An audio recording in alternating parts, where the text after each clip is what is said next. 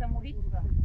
Озари ни с лъча на могъщия си дух и разпали в сърцата ни искрата, която си вложил в нас. Укрепи в гърдите ни пламъка на свободата и правдата. Просветли ни да бъдем смели и доблестни българи, достойни за своя славен род, за Твоята велика милост.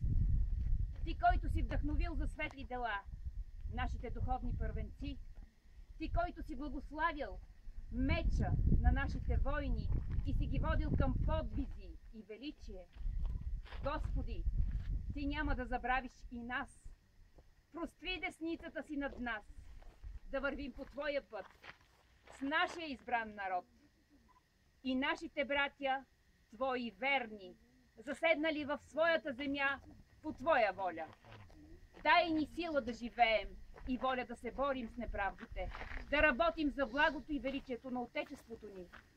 Дай на нашата скъпа родина твърдост в изпитанията, воля за живот и вяра в нейния успех, за да летим през вековете, водени от своя мъдър баща към победа и възход, към могъщество и вечност. За Твоя слава. Амин. Амин.